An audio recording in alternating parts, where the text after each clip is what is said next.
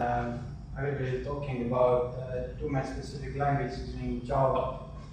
So I hope maybe some people are coming more. Okay, let's start. First, about me. I'm from Estonia. It's in Northern Europe,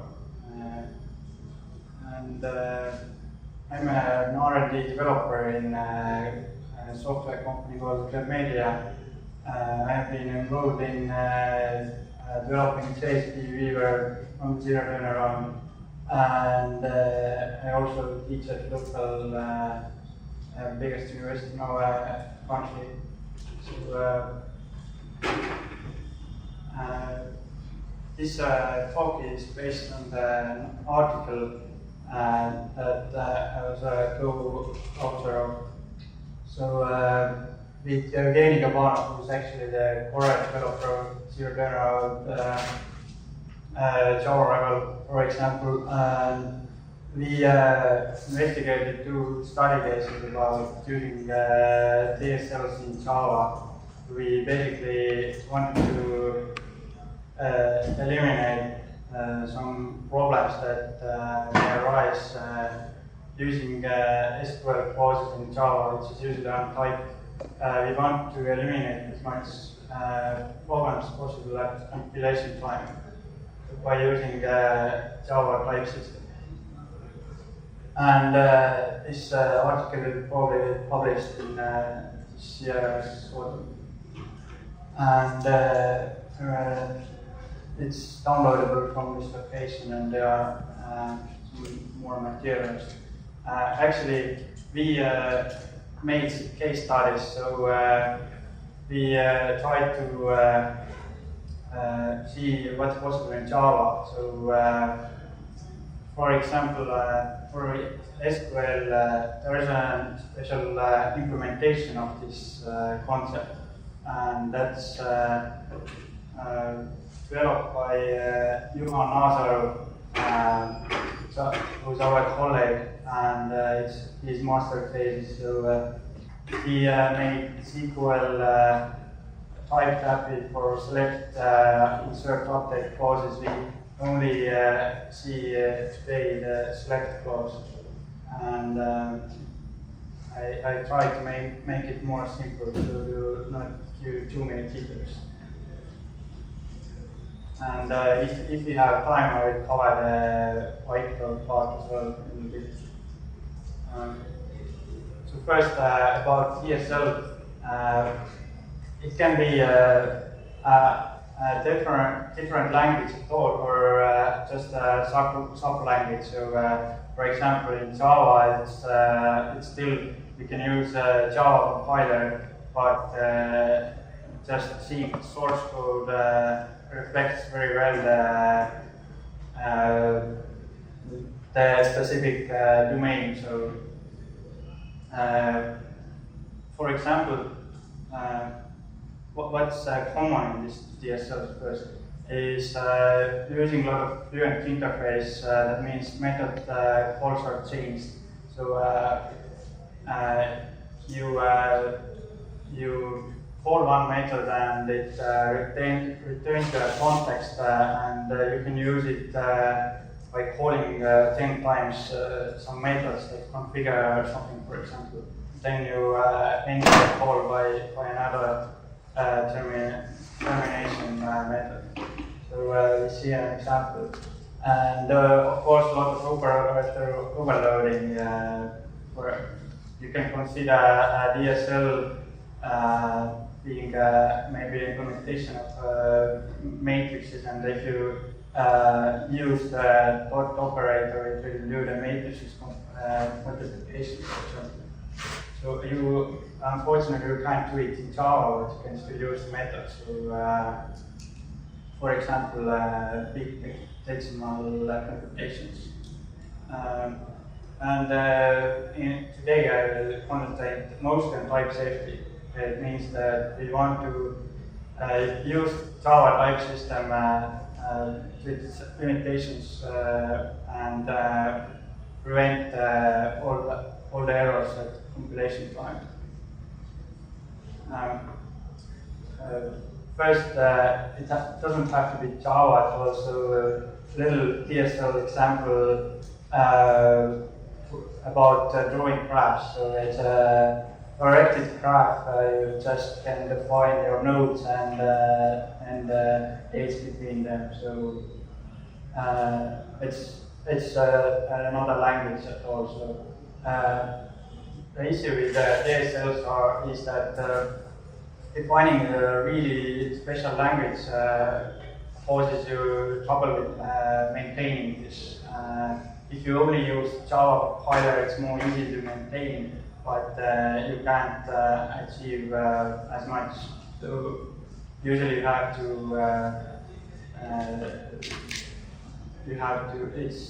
It's usually in the middle of being more compatible with a current language or being more expressive in your domain. In Java, really good example is JMod. You can it's a library for making tests. You can, for example, get an object instance of your class that is not that doesn't have your implementation, but has the same methods built. And as you call its methods, you say that calling them, you expect some answers to be returned, for example. And okay. Another one is Hibernate criteria API, but it's actually very untyped, so you can get a lot of errors and you only see them runtime. So we want to do much better. Building SQL queries. I first show you out what's the difference between unsafe and safe SQL in Java, and I show what features we decided to use to implement it. First, the meta dictionary builders, which is basically our API, and expressions that you can use in React clauses mostly, and alias, and how to attach the control flow bit. So first, I will start with an example in Eclipse about untyped SQL in Java. So you usually create your query just using the string concatenation. So of course you can use the arguments using the question marks and providing them separate, which is more better. But so it's just an example here. What's the disadvantage here is that you can misspell, for example, select, and you don't see it at compile time. You can choose from fields that doesn't exist. You can use a table that's not available, and if you are getting the results, you have to provide the type here, and it's totally unchecked, so you have no idea whether it actually works. So again, so there are basically 4 of these limitations. So how can we eliminate the first problem? So to not misspell a SQL command, we have to just use our own API first, some builder, for example. To eliminate misspelling of column names or table names, we have to collect this data from database and make it available at compilation time in Java. So to do that, we can use a tool that collects this data and gives you the source code in Java that has classes about your metadata in database. So this so-called metadata dictionary can be pre-generated, so we don't how the tool should work. We expect that we have this information already. And it also has to collect column types from the database. And if we know the types of the columns, we can get this information in our API, and executing our query gives us the results with the right type. So I will show it. So first, quick look what our API usage would look like. So this fast person is not here no instance of person, it's the table. So we can of course add a table to the name, for example, to separate it. Then we first use some initial builder that we can use to call in a sequence all the SQL user part of the select clause. In this case, we just swap the from and select to make our implementation more easier. So except the select, all the other parts can be in the same order as well. We use the table person and its fields in Java, which reflects columns in SQL. So, and this last call list, it returns us the type. So we use tuples that give us the values in the right types. So as we select name, height, and birthday, we get string, integer, and date. And here in the for, we can use these. For example, if I swap some fields here, I see a compilation error. So and moreover, I can just use my IDE to give me the right type, so I don't have to take care of it. And I can next correct the issue in the rest of the method. So I have to make the same change. So I can use the compiler to help me. So here's the example of this. So pre-generated dictionary is a class person that has these following fields. We create these columns such that they know which table they belong to. What if I add a salary in the select method? Let's see. Give me an error? Yeah, of course. I can do it. So I see that this is an error now. Okay. And I have to just, let's see. So let's replace it. So now I get double as the last type. So, and I just have to correct it here as well. So, and now it compiles. So yeah, I can. We add a table to first restrict. You select only the columns that you used in the from part. So you need to know which table they belong to. Actually, if you are using more tables in Java, then you have to have a different method for each select. So select one, select two, that reflect the different tables.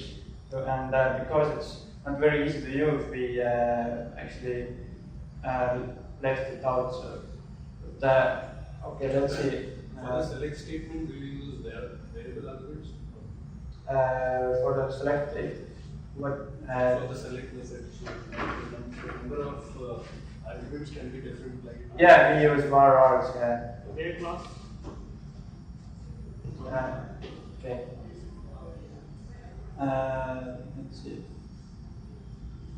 So first about tuples, these are very simple. So they're already implemented in a lot of languages. So we just for Java we just generate number of classes.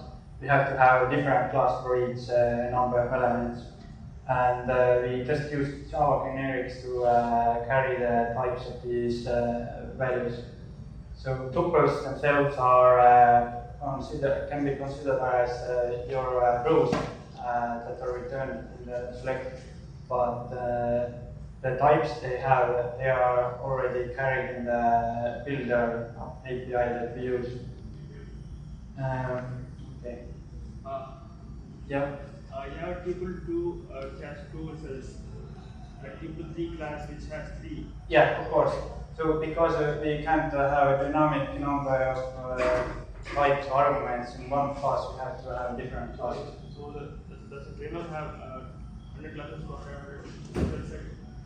So as we can generate these classes, we can do them like 20 each, or you can use a tool to generate themselves if you want to have more, or we can provide an API which is it doesn't use them in some case, or if you really need to do something not so common.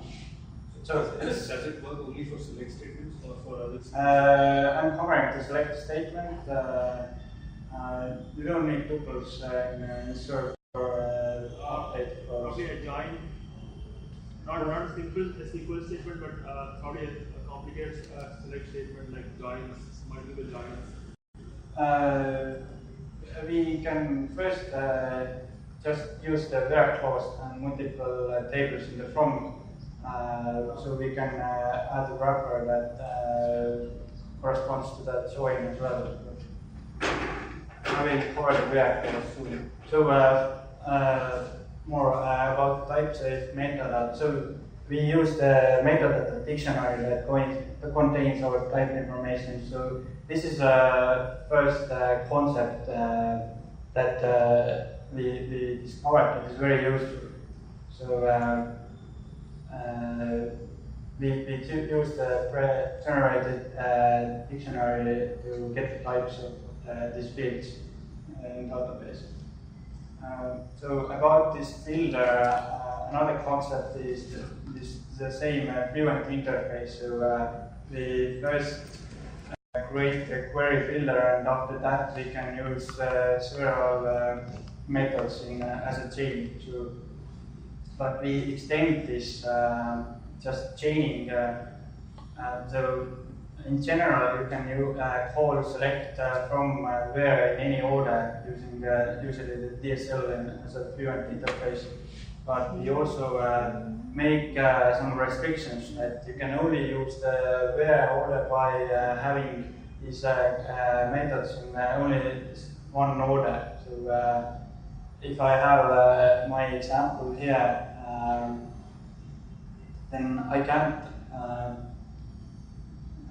So after I reach the where clause, then I show it. And of course, we can only use them once. So, this has a var and from also. I can define what tables I use only once. So I can make a mistake by doing a select again this order by twice sometimes. So about these builders, so the query builder doesn't carry any type parameters. You initialize your query by constructing it, but using a from means that the table that you provide is a Java generic argument. So, and this from builder that you get as next will have it with it. So we can use this by such that the select only takes the columns that you selected in the from. So, only one table. That's how you restrict the order. Yeah, we only add the from method to the query builder. So from builder itself that is returned don't have it anymore. So we use it such. So the from builder will have the select statement. The from builder can do the next things like where order by. So we'll see. The from builder itself carries the table and has the select methods, for example. And now for each number of columns we have a different class that is returned, because we have to again use different number of type arguments. So and we can generate these classes, so it's not an issue for developing this API. So now as I use this table parameter here to these columns that can be used have to be from the same table. I can use this only with one table because when this from builders would have more tables, I would have to add different methods for each table columns, so, and it's not so simple to use. It just makes things more complicated. So the rest of part we just left it out. So we actually don't carry the table argument anymore yet, because it doesn't give us much. And the select builder itself, each select builder has the corresponding list method with a right type. So in case of 2 columns, it returns list of tuple with a length of 2. So this gives us the compile time right return type. So in this case, for this kind of query builder, you can work with only one table. We can, so in this example, when I have this t argument here for table, then yes, but so we can very easily make classes that don't have them, and the only disadvantage is that you can select columns that you were not part of from class, but it's not very common to happen. So another concept we are using is type history. So as you saw that we first selected some columns, then we had a different class used in between, and after according to method list, we finally got the results. So in between, we carried these type arguments in our builder API, and this makes it possible to you can't in your source code get results with wrong type. So you just get the tuples with the types of columns that you selected. Next, if you want to add a where clause, we just make a generic concept of expression which gives you the SQL string as well as arguments and also the type. So we use it very much.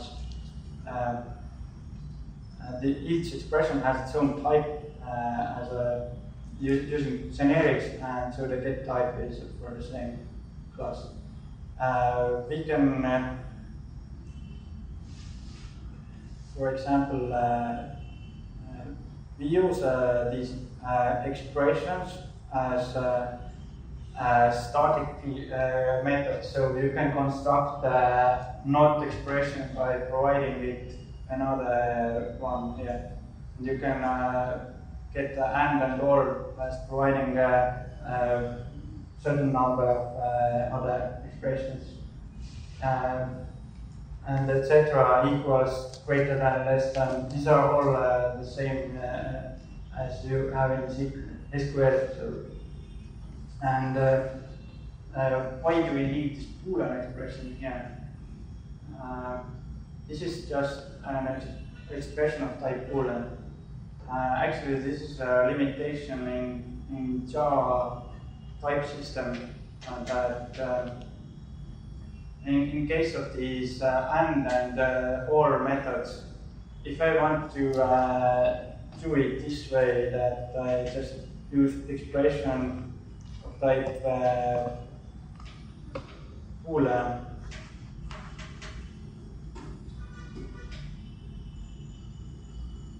then I can define a method like that, but if I call it, then I get an error. Let's see.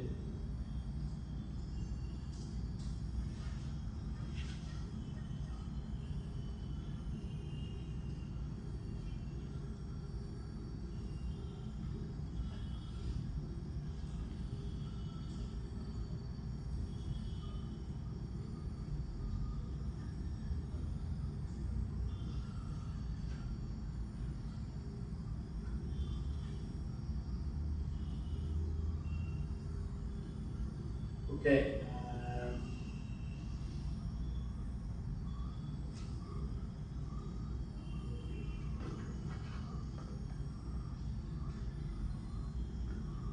The thing is that in case of var args that I used here, I can't use generic arguments in the method arguments, because just Java arrays, which are actually constructed in this case, cannot use generics. That's why I needed this Boolean expression. But it's just a minor detail. Okay, so and using expressions instead of usual method chaining, we can use the hierarchy better. So that's why we decided to use them as call them as static methods, and we can also add new ones very easily in our own application. So now the rare case.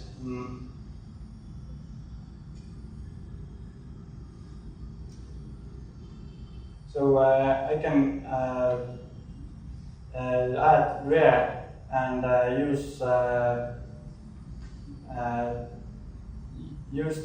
compilation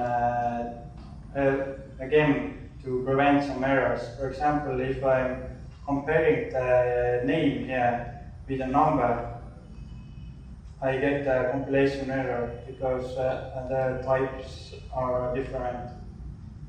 And I also wanted to show that I can, for example, switch these lines, because I can only use them in strict order. So this is error again.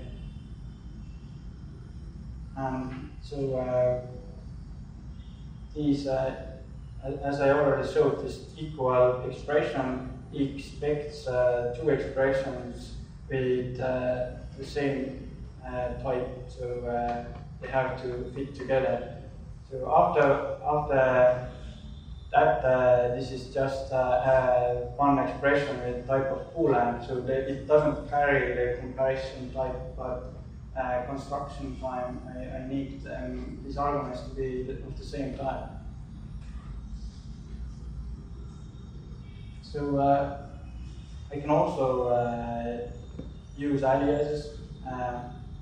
If I want to concat some fields and also select them, I just construct alias as a local variable in my method. So, and it also already have a right type, because I know that concat returns string, and alias doesn't change the type, it carries with it. So, and in where clause, I can also use the same alias to, for example, check if it equals with something. So this alias is actually used pretty the same as just these columns that I add in my dictionary. And in case I want to use one table twice, I can just make two instances of the same table in my dictionary and just provide in the from two arguments, and in where I just join them. So of course I can add a special join method that does the same at once. How will this work? Now that you have multiple arguments and so on. So now I don't carry the table argument, the type argument anymore. And because of that, I just don't check if I select the columns from one of these tables. I can of course do it runtime, but not at compilation time. If I want to still do it, I have to use different select methods for each table columns. And it's not very good.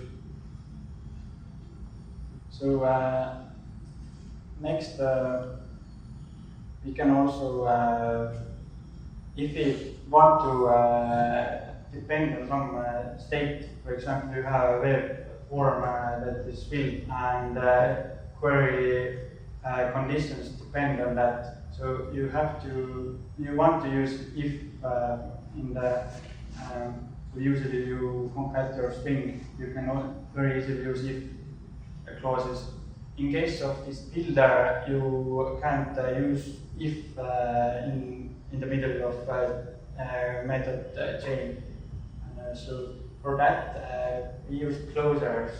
So you add your conditional SQL building inside a different method, and this method is giving the current state of your builder. So an example of that look like this. In case I have my argument search name that we expect it to be changed. So in case of null, I don't want to add a where condition. Otherwise, I want to. So here I call method closer that gets a new method here, and I just can use if. And in case this argument is not null, I just call this builder and add it a condition. So in that case, I don't use where method. I use add condition. This is a bit different. So I can't use where here because I don't know whether it was called or not, etc. I want to probably use more closures at the same builder, so that's why we split the whole API between this strict call order, like where order by having etc. and additional methods like add, remove, table, field, condition, order by condition, etc. So we can just provide these methods to be able to use closures. These can be used, these are actually reusable in the manner that you can make a static method that, or this closure that always adds, for example, another table to your query and one field from that, and joins it with a main table and one field called action. And we can also, of course, builder has methods that return the currently added column string. So we don't cover it yet. So next, I already showed that. And if I want to have these group bys and havings, for example, I can use those as well. So having gets the same conditions as where, but of course it's treated differently, and order by gets ascending or descending expressions actually with a field or alias, in this case alias, and I can show that if I change something in the order, it's a compilation error again. So I can restrict the order of these methods by just using different classes. So here in modify again, if you want multiple arguments, then again you need a different error method. Yeah, if I want to prevent the issue that I use a column that I actually didn't use in the select, then yes. But yeah, we ignore it. Yeah. So this is one case.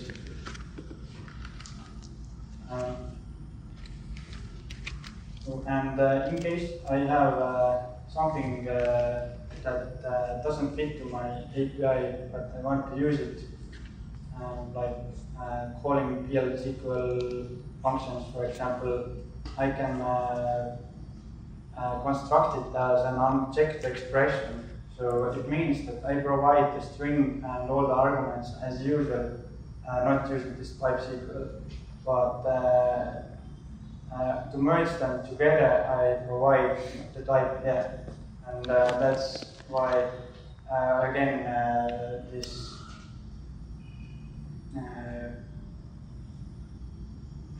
the second argument that I'm returning is of type that I provided here, so it fits into my API. So where do you actually execute the query? Once you have built the query in a type state way. So in this case, as I wanted to make the examples more easier, I just made the API, so the interfaces and some front ends to show how Eclipse uses the compiler. You can try the thing itself. It's available by Johan Aasar, who's master thesis. So he has the implementation of SQL using type safety. And he also made a tool that generates a dictionary from the database. Yep. How do you configure which database you are reading? So it's a detail of his work, so I'm not showing you it here in trade. So you probably have to configure your data source with that. So once again, I cover the concept that we used. So first, restricting the syntax. So this gave us the thing that we can't use the wrong order in our SQL clause. The only thing we swapped was the select method that was called almost at last. This was exactly because in that case we had to split our builder API, and depending on the number of columns we had to have different class. We just wanted to do it as the last thing. So that's the only reason. It makes the implementation more easy. In other methods, they are called exactly as usually in SQL. To type history, we carry the types of columns that we selected. The data dictionary, we use that to get column types. And unsafe assumptions, so we use the unchecked expressions as I showed. And closures were used to use the control flow. So we can add more functionality to do some reuse some code, but basically you have to provide a method in between this chain of method calls. So as I mentioned before, we also had a study case called bytecode instrumentation. It was it based on the ASM library, which is used for constructing classes at runtime or modifying them. I don't give you the details because it's very complicated, but main thing is that these two domain-specific languages were very different, but the patterns that we discovered were actually quite similar. So to just to get some idea, I just talk a little bit of bytecode. So class definitions are constructed like they are in the source code, quite similar. So first the modifiers and information about the class itself and its members. So this is just a structure of a compiled class. So this compiled code here, so this belongs to a specific method, and this all the rest is about that one. So if you are calling a Java method, you have a stack.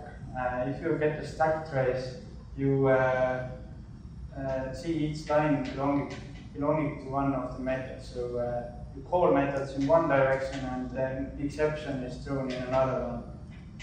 And each frame, this execution stack member, has its own local variables that are used, and its operand stack.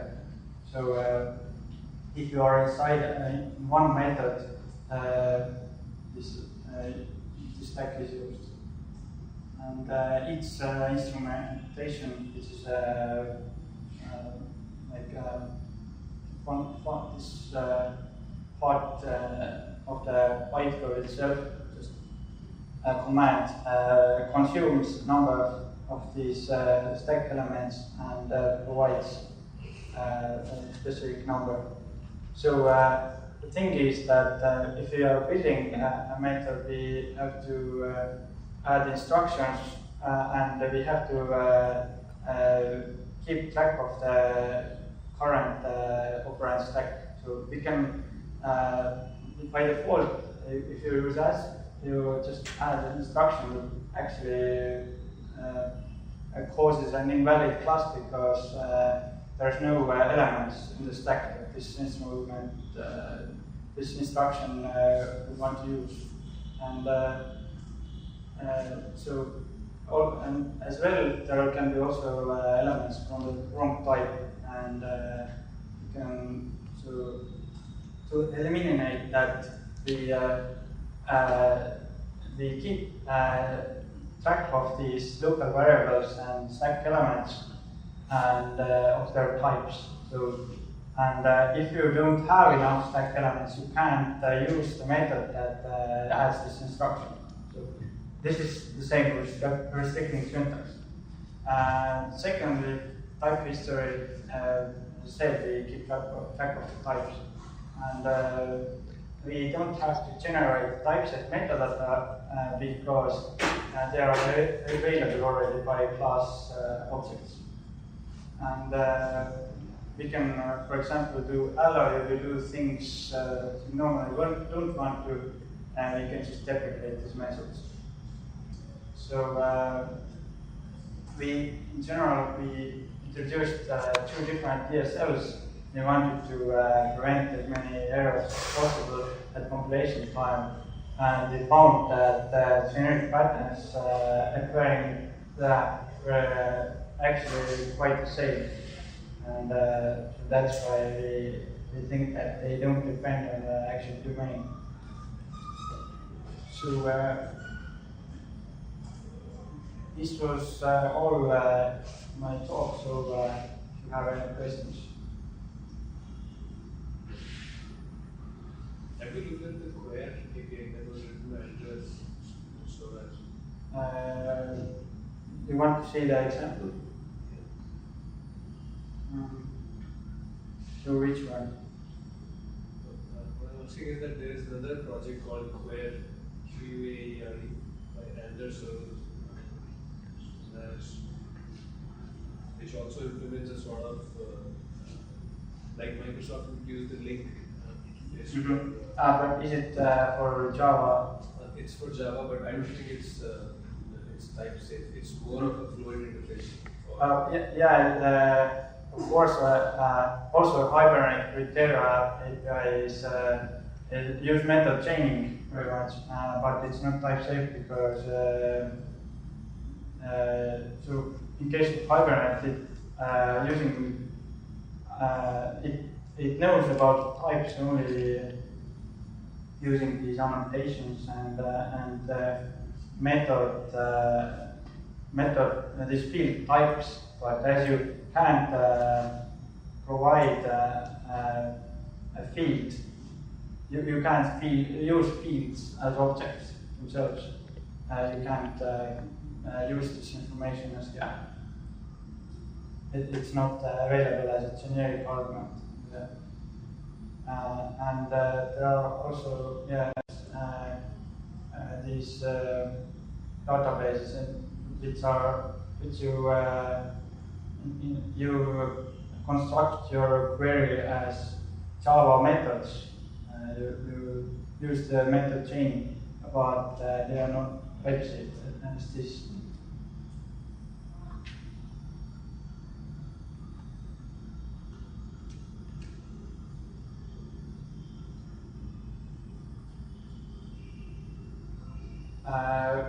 One more thing why we need this list there is first we can add another method that is for queries that only give us one row, for example, and we don't use the list but just the tuple.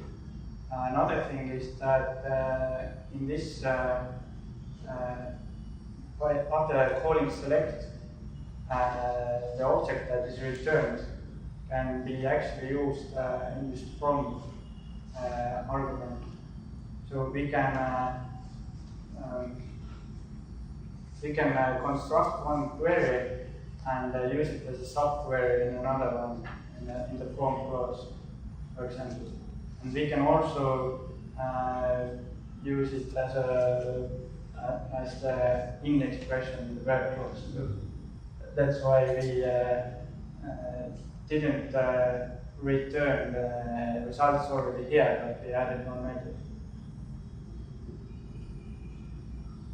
So as part of developing this or designing this API, you had to sort of simulate a couple of functional programming features like closures. So once there's a talk of closures getting added to Java language, that's debatable when it will happen. But if that gets added, do you see this getting simplified? Yeah, of course. We also mentioned it in the article that Java CERN probably this interface a little bit easier. And once, right now, generics, the way it's implemented in Java, it doesn't have runtime information. It's not a ray file. So if reification. That's why for example, the expression interface had a method getType which returned the class object itself. Right. And as well, the columns that were in the method at the dictionary had the class object. At runtime, when we are constructing the tuples, we have to construct the class and these types as well. So, we in general need the classes as well. The generics provide the class only in that case when you have one class or an interface that has a generic element and its subclass specifies the type, then you can get it by reflection, not otherwise. I think one of the ways to work around that problem was the type literal that was added later on. So you will have to wrap your objects in the type literal and then maybe at runtime you can get some sort of type information. What do you mean in what case? I read a postdoc by the after that later on when they decided that it's not that all the information about generics is lost at runtime. Some of the information still retains in the bytecode.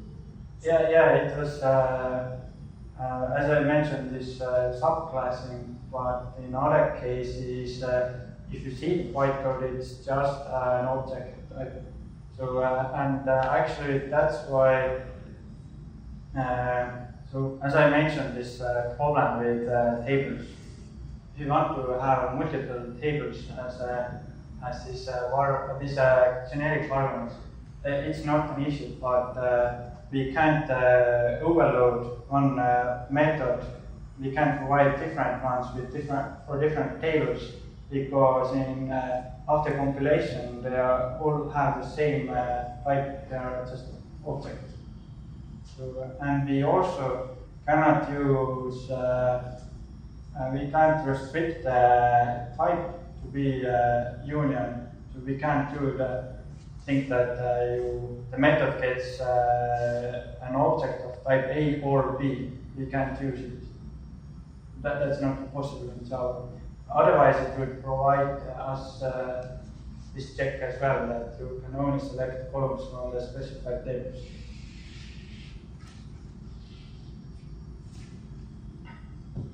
So basically,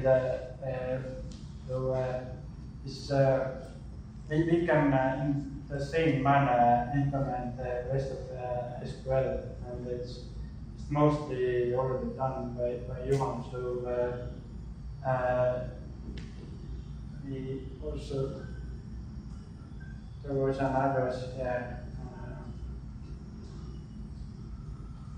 It's a Google Code project called FLU. It has an implementation. It also provides insert and update statements. They are a bit different. So how generic is it actually for, say, if I want to use it in a project and I have, say, a couple of tables and a couple of objects, which represent just the value objects or the data objects.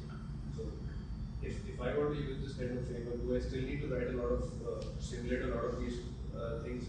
Like if I want, say, multiple tables that I want to join upon, or I want multiple where clauses, or I want something else. So do I still need to modify the code and make my own changes, put in there, and then use it? I mean, if you whether you have to change the implementation of these builders or what functionality would you expect from that? Because say if like the way that you have written the builder, say it's restricting me to use only one table at a time in the sort clause. So if I want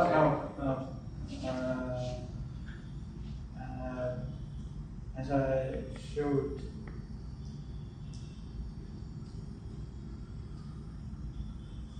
I can use more tables. Okay, and the same thing can be done for the order by also? For what? For the order by. Yeah.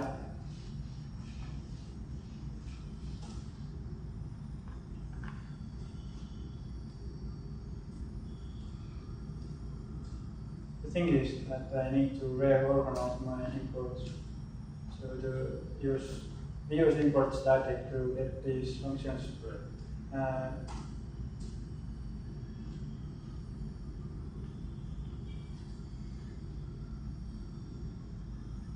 So I can add as many order bys as I want, and I can select columns from different tables, but there is no compilation time check that I only select the columns from the right tables. Yeah. But so I guess the most often issues are still related to the column types and the names, and reading wrong types. So mostly even usual usage of SQL in Java is that you add a lot of these question marks, like 10 or even more, and then there comes these arguments, and so you don't know if they are in the right order. Or you don't, and reusing these queries is impossible. But introducing closures, yeah, we can do some reusage as well. So actually, these closures are not yet part of Johan's implementation, but they tried them in our article, and so there are some different versions. So in this case, I showed that each select builder can take a closer, and closer only applies to a builder, which is actually a base class of all our builders. It doesn't depend on the states that we are in the query, and it doesn't have the information about the columns that are actually selected. So that's why it's good, because it's then it can be reused. You don't have to have different closure for each type of builder. But to get some information about the columns, you can do it at compile time. So, but you can get the list of columns, and you can remove conditions and add. Another thing is that if you have a closure here, I only add this condition, so it means that the number of columns and their types are not changing. So after returning from here, I can continue on and use the select. If I want to, in this place here, add a new column, then I don't know about it in this after returning from closer. I don't know about it at compile time, and so it's not reflected in the return type, and it's an issue.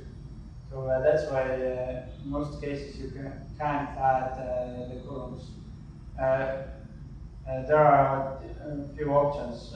You can add some kind of method here. I assume a column of this type, but so as it's neither case it's not conditional. We can also use, instead of closure, an appender that also has the additional column type as this generic argument, and I don't have to do anything here, and I already kept the right type. This new column was over there. You have to pass the class. Yeah, then I have to provide the type as I call it appender because it adds a new column, and you have to provide it a generic type.